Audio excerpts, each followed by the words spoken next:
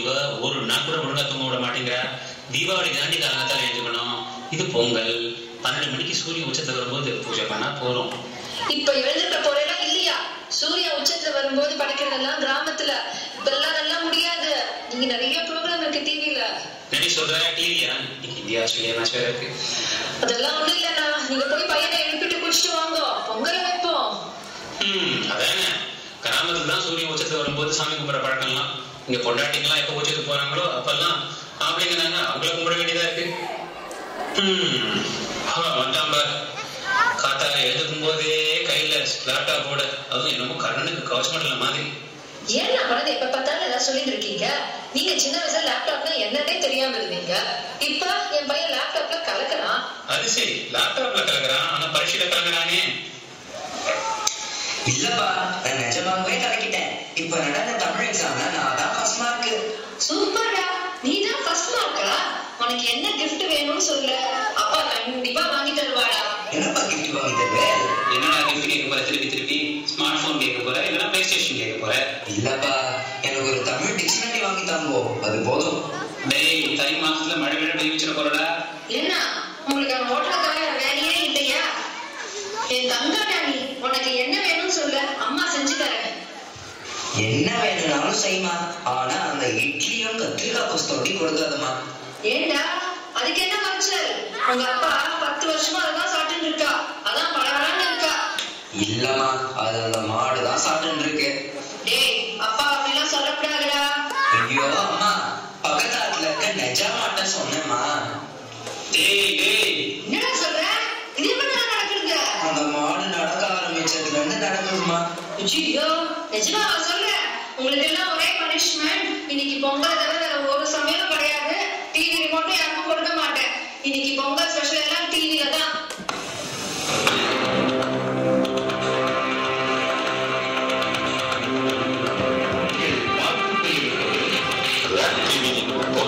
சிறப்பு நிகழ்ச்சி.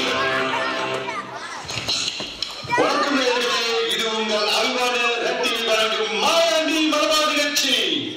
நான் உங்கள் அபிமான கேள்வி இன்னைக்கு நான் சந்திக்க போற பிரபலம் யாருன்னா, இவரை பத்தி சொல்றதுக்கு ஒண்ணுமே இல்லை. ஆனா நீங்க எத்தனையோ நட்சத்திரங்களை பார்த்திருப்பீங்க, வானத்துல இருக்கிற என் நட்சத்திரத்தை பார்த்திருப்பீங்க, வான நட்சத்திரத்தை பார்த்திருப்பீங்க.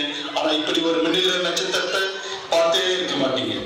இவரை கூப்பிடுறதுக்கு முன்னாடி இங்க இருக்கிற குழந்தைகள், கர்ப்பிணி பெண்கள் மற்றும் இணையவாதிகள் எல்லாருக்கும் நான் ஒரு எச்சரிக்கை செய்யறேன். எல்லாரும் ரொம்ப ஜாக்கிரதையா இருங்க. ஏன்னா இப்படிதான் பாருங்க, பாராசம் இவர் நம்ம ஜுராசிக் பார்க் படம் எடுத்த ஸ்டீபன் ஸ்பீல்பர்க் வீட்டுக்கு போயிருக்காரு. அங்க இருந்த ஒரு பெரிய டைனோசர் பொம்மை ஒண்ணு இவரை பார்த்த உடனே குடுகுடுன்னு ஓடி போய் பக்கத்துல இருக்கிற ஜன்னல் வழியா தொகுக்கடியும் குச்சி செத்திரா குச்சினா பாத்துங்களா. அது மட்டுமா, இன்னைக்கு தமிழ் திரைப்பட உலகமே இவரை பார்த்து மிரண்டு போய் கிடக்குது. சரி சரி, நீங்க எல்லாம் நல்ல மூடுல இருக்கும்போது வாங்க நம்ம நிகழ்ச்சிக்குள்ள போயிடலாம். Let's welcome one and only pastor doctor சாமிவாசன்.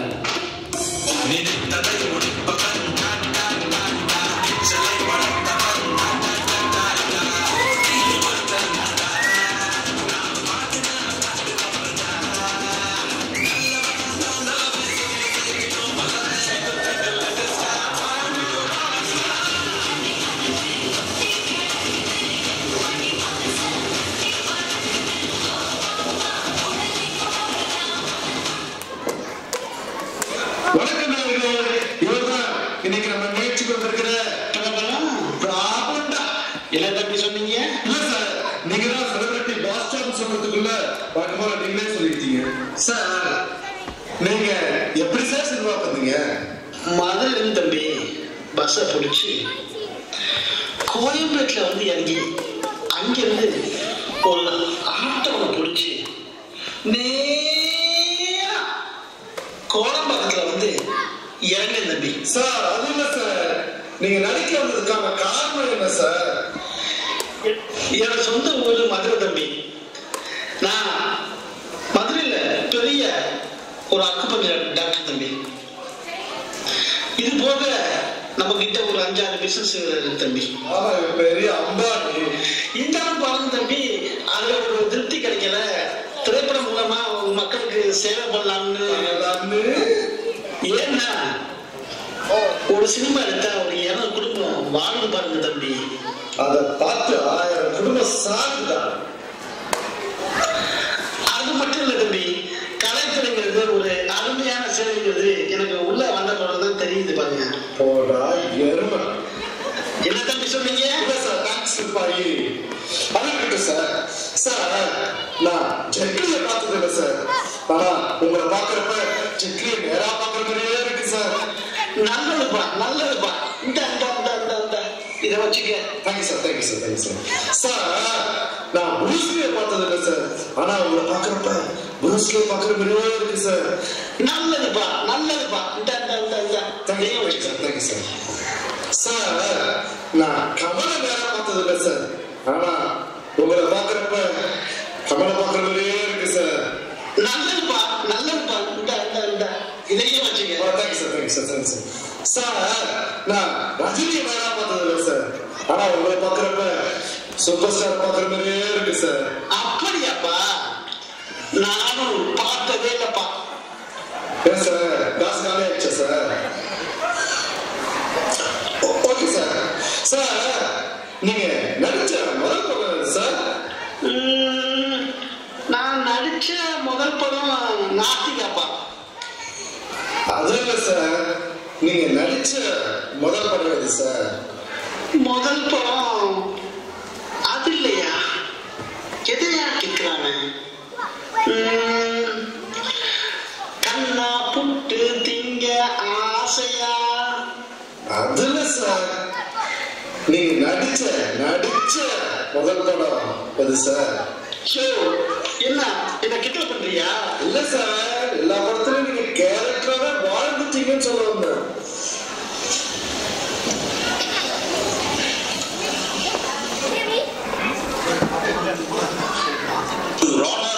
இரும்பு கம்பிகள் வழங்கும் திண்ணை பேச்சு தின்னா போச்சு. Presented by London Tamil Sangam power by comedy garden சம்பவம். இப்ப நம்ம நேரடியாக நிகழ்ச்சிக்கு போவோம். வழக்கம் போல இன்றைய திண்ணை பேச்சு நிகழ்ச்சிகளை அலங்கரிக்கிற விவசாயிகள், அதாவது ஃபார்மர்ஸ் வந்திருக்காங்க. அவங்க திண்ணையில உட்கார்ந்துருக்காங்க. இப்ப திண்ணையை பத்தி பேச போறோம். கிளம்பிட்டாயா திண்ணையை பத்தி பேசணும்னா ஆரம்பத்துல இருந்து திண்ணையில இருந்து ஆரம்பிப்போம். இன்றைய திண்ணையில இந்த பக்கம் பிரபல விவசாயி அருவா ஆறுமுகம் அவர்கள் வந்திருக்கிறார்கள். அருவா ஆறுமுகம் அவர்கள் துபாயில தென்னை சாகுபடி பற்றி ஆராய்ச்சி செய்து கொண்டிருக்கிறார். இப்போது அவர் உங்களுக்கு அறிமுகம் செய்து வைக்கிறேன். வணக்கம் அருவா ஆறுமுகம் அவர்களை.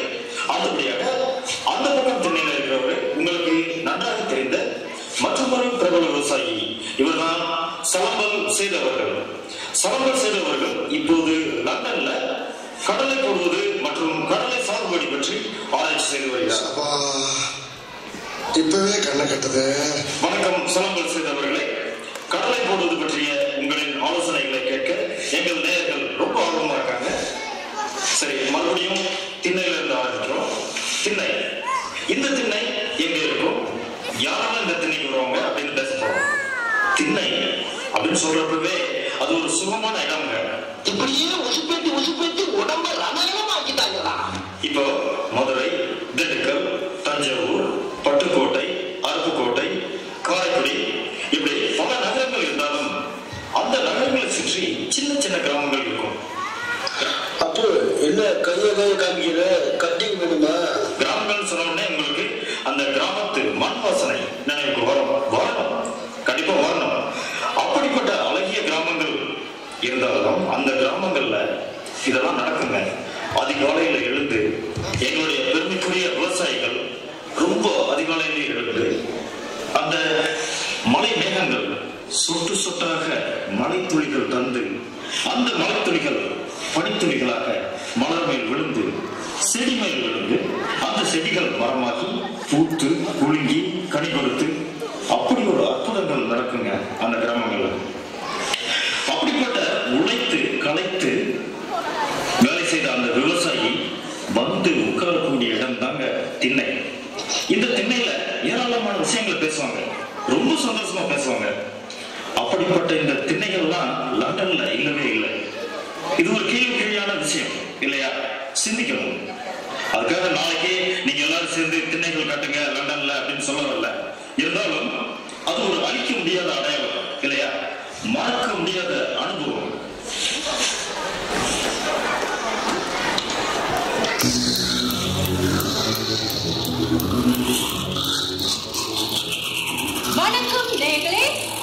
எல்டிஎஸ் வழங்கும் இந்த ஜோடி டான்ஸ் நிகழ்ச்சிக்கு உங்கள் அனைவரையும் வரவேற்பது உங்கள் சேலம் சங்கீதா. வழக்கமா பாத்தீங்கன்னா நம்ம ஜோடி டான்ஸ் நிகழ்ச்சியில ஜோடியா டான்ஸ் ஆட வருவாங்க. ஆனா இப்ப இங்க வரப்போற 2 பேரும் பெரிய கேடிங்கன்னு நினைக்கிறேன்.